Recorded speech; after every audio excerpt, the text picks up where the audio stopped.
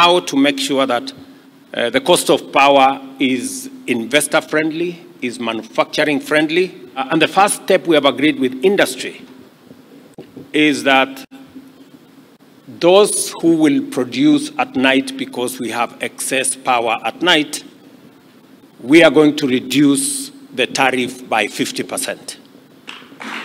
People that I saw in your workshop and in your enterprise are a cut above many.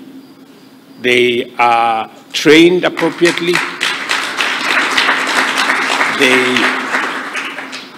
Whatever skill that you will want, you will not need to import any skill. We have all the skills available here. Is now the biggest garment exporter to the US in Africa.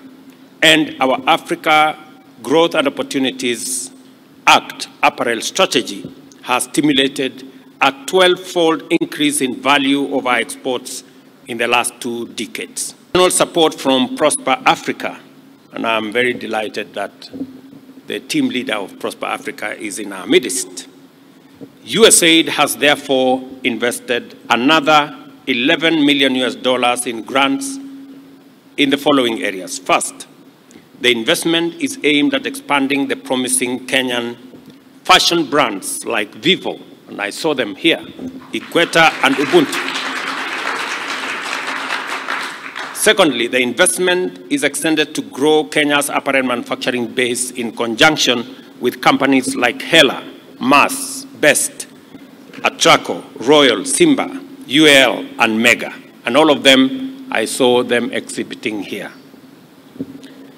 Finally, the investment is aimed at bringing a new vertical capability to Kenya's textile and apparel subsector with the entry of companies like Koniho and NextGen into the manufacturing of elastics and labeling.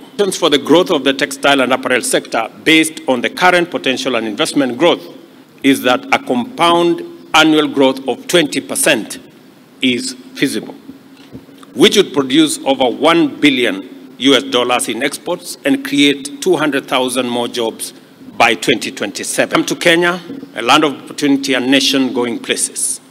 Welcome to the future, a future of transformation and inclusive growth, and I wish you all success in everything that you do. The next-gen packaging EPZ factory in Athi River is now officially commissioned.